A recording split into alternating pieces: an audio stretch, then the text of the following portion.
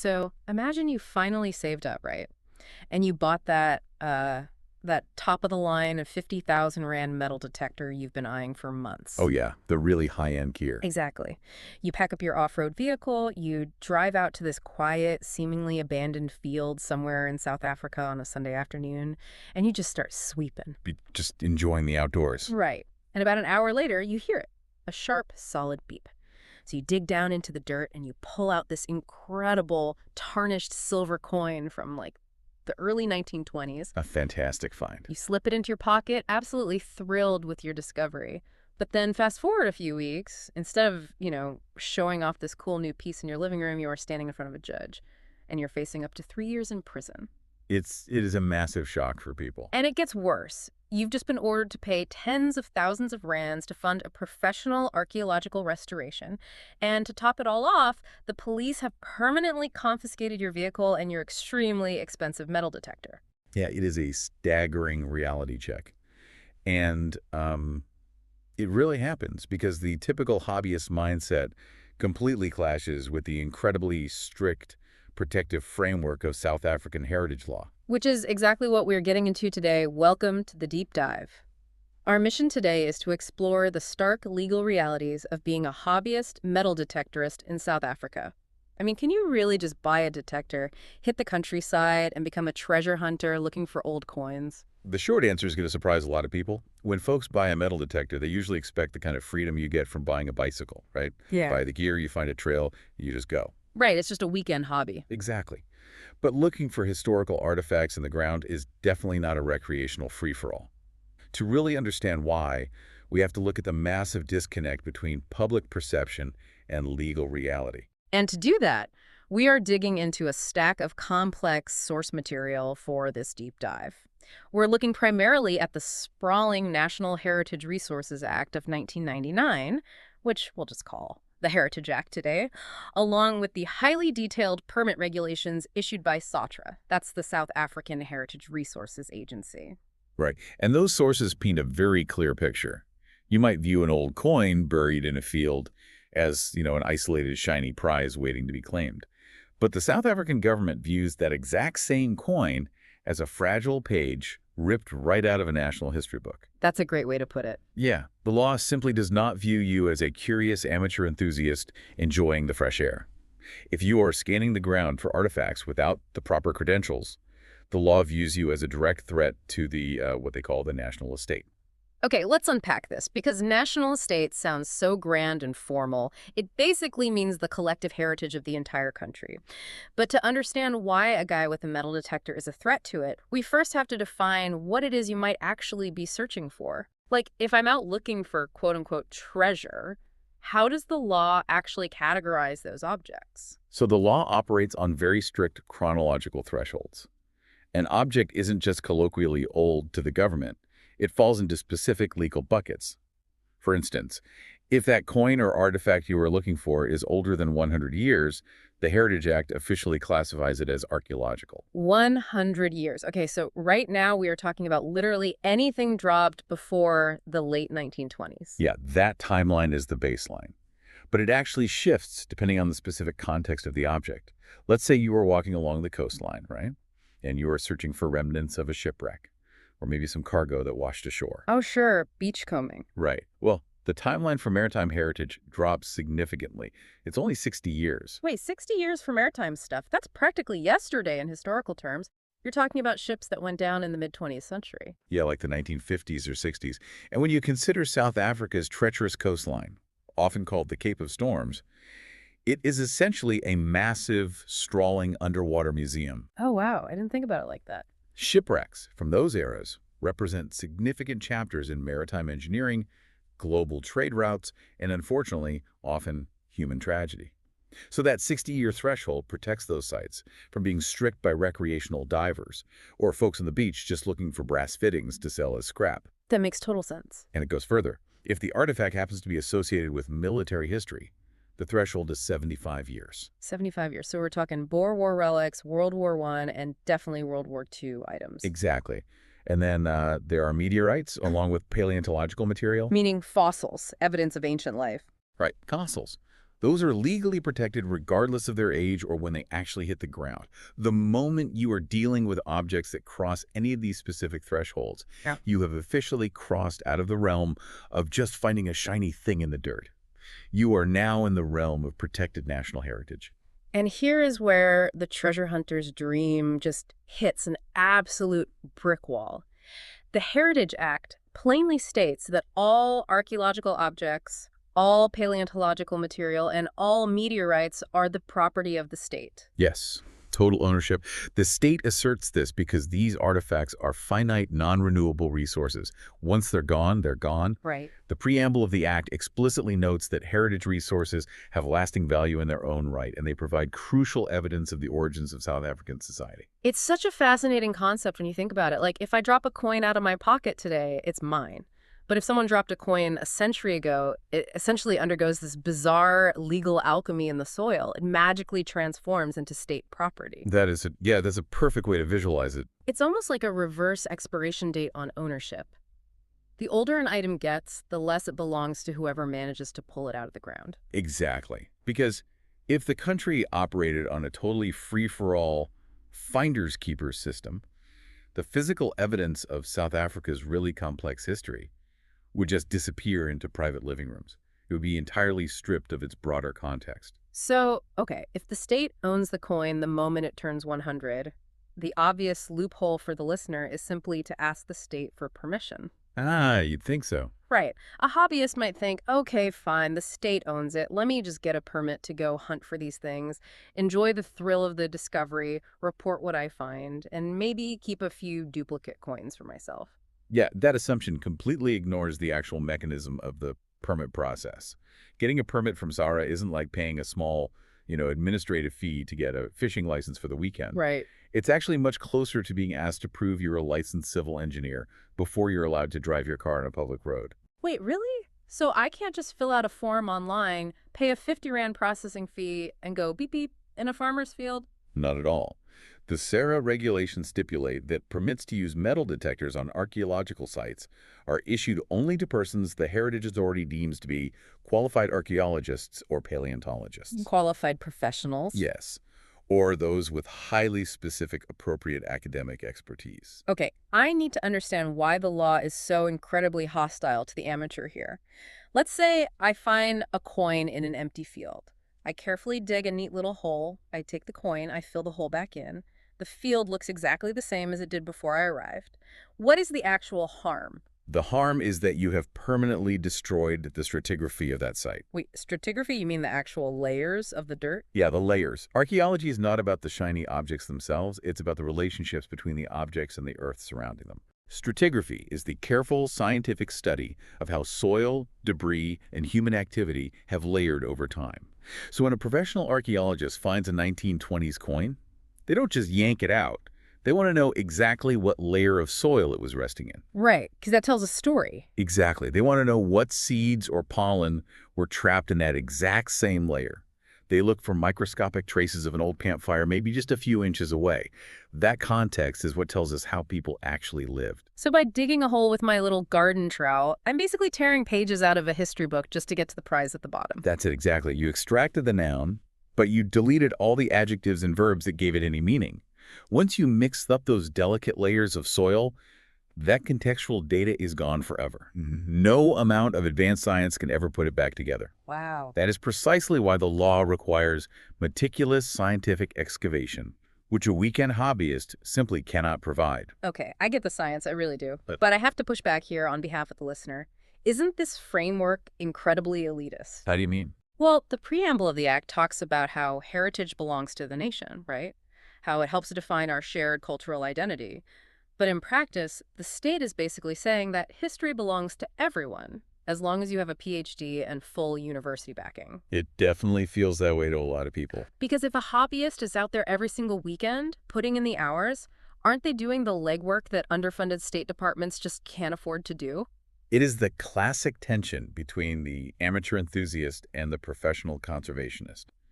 The hobbyist argues, understandably, that a coin slowly rotting away in highly acidic soil is much better off sitting in a private collection where someone actively appreciates it. Exactly. Better saved than destroyed by nature. But the regulatory framework counters that a coin locked in a shoebox under someone's bed offers absolutely zero educational or cultural value to the broader public. Because it's completely hidden away. Right. And the regulations go even further to ensure that public benefit. To even apply for this permit, the law dictates you cannot operate solo. You need a formal, legally binding agreement with a collaborating institution. Meaning I have to partner with a museum. A recognized museum, yeah, or a university department that has an officially approved collections policy. The Heritage Authorities actually require a written undertaking from this institution, Saying what, exactly? saying they will actively supervise your recovery process, they will accept the objects into their permanent collection, and they guarantee the long-term curation and conservation of whatever you find. Curation. So it's really not just about digging it up. It's about what happens to the item 50 or 100 years from now. Precisely. When you pull a 100-year-old piece of metal from the earth, the work isn't over. Yeah. It has literally just begun. That object needs to be stabilized, it needs to be cataloged, and it must be stored in a climate-controlled environment. Otherwise, it just falls apart. Yeah, it can easily disintegrate upon exposure to sudden oxygen and humidity. Most private individuals simply do not have the facilities or the institutional continuity to guarantee the survival of an artifact across multiple generations. Okay, so let's say I miraculously jumped through every administrative hoop. I proved my expertise, I partnered with a museum, I still don't get to keep the coin for my mantelpiece. No, you do not. I'm doing all the grunt work, paying for my own gear, sweating out in the sun, just to hand everything over to a curator. The goal embedded in these regulations is entirely focused on scientific research and public curation. It is expressly not for personal private gain. That is a massive reality check, because if you go online and look at metal detecting forums or you watch those treasure hunting videos on social media, it all seems incredibly casual. Oh, completely. It looks like a walk in the park. People are just wandering around fields pulling up relics. So naturally, someone listening right now might be wondering, what if I just bypass all the red tape? What if I find a quiet spot out in the middle of nowhere and just try my luck? I mean, how bad could it really be? This brings us to the severe enforcement mechanisms of the Heritage Act. We are moving from a frustrating administrative roadblock into absolute danger zones. The part where a weekend hobby suddenly becomes a serious crime. Yes, the absolute red line in the Heritage Act concerns burial grounds and graves. Okay. Bringing a metal detector anywhere near these sites without highly specialized permits is treated with extreme severity. We are talking specifically about graves of victims of conflict, or literally any grave older than 60 years that is situated outside a formal municipal cemetery. Okay, well, that makes total sense. You're talking about human remains, ancestral resting places, and sites of immense historical trauma. South Africa has a very complex, often painful history, and the idea of someone treating a battlefield or an informal grave as a playground for treasure hunting is pretty grim. It is a profound violation of cultural dignity. The law mandates that even to apply for a research permit for these specific sites, which again is restricted to professionals, you must prove an exhaustive process of community consultation. Like tracking down descendants? Yes, tracking down descendants, holding public meetings, and reaching formal agreements with the communities who have an emotional and spiritual interest in that specific grave. Just showing up with a metal detector is entirely abhorrent to the spirit of the act. And the punishments for breaking these laws aren't just a slap on the wrist. It's not a stern warning to get off the property. Let's look at the actual penalties outlined in the act, because it's incredibly heavy. The punitive measures are designed to be a massive deterrent.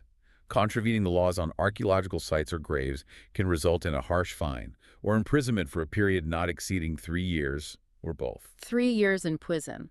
For unauthorized metal detecting at a protected site, that is a staggering risk. And the financial risk goes far beyond a standard court fine. If you are convicted of altering or damaging a protected heritage resource. And remember, simply digging a hole to extract a coin absolutely qualifies as damage. A court can order you to put right the damage. Wait, meaning I have to go back and manually fill the hole I dug? No, meaning you have to fully fund a professional archaeological restoration of the site. Oh, wow. Yeah. And if you fail to comply, or if the court rightly decides it's totally unrealistic to let the person who ruined the site try to fix it, they can order you to pay the Heritage Resources Authority a sum equivalent to the exact costs of making good the damage. So I'm not just paying a traffic ticket style penalty. I'm paying the hourly rates for a team of PhDs to come out with specialized equipment, sift through the dirt I've violently disturbed, and try to salvage whatever contextual data is left.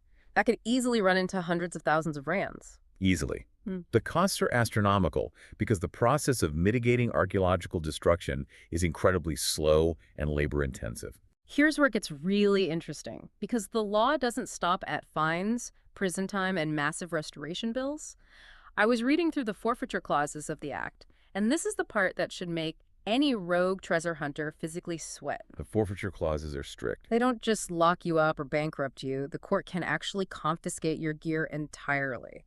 The law explicitly allows the court to order the forfeiture of a vehicle, craft, equipment, or really any other thing used in committing the offense. So my brand new 50,000 Rand metal detector gone. My 4x4 off-road vehicle I used to drive out into the brush, also gone. Completely gone. I'm just picturing a local police precinct suddenly acquiring top-tier treasure hunting gear and a nice new truck for their motor pool. It sounds almost comical, but it's very real. Whatever is forfeited can be sold or disposed of as the Heritage Resources Authority deems fit. It ensures that the tools used to damage the national estate are permanently removed from the offender. And to make sure those enforcement teeth can actually bite, the act automatically empowers a massive network of people to catch you. It's not just a few park rangers. Yes, the Act automatically deems every single member of the South African Police Service and every Customs and Excise officer to be a legally authorized heritage inspector. Any police officer. So you aren't just hoping to avoid a rare, specialized heritage official in a khaki uniform out in bush. Any police officer has the authority to act. They can stop your vehicle, they can search it if they have reasonable grounds to suspect an offense, and they can confiscate your equipment right on the spot pending further orders from a court. So what does this mean for someone traveling? Let's say a tourist comes to South Africa, finds an old military button from the Boer War out in the brush, tosses it in their suitcase, and heads to OR Tambo International Airport to fly home. Customs officers are the frontline enforcers there. You actually need a specific export permit from SAHRA to take heritage objects out of the country.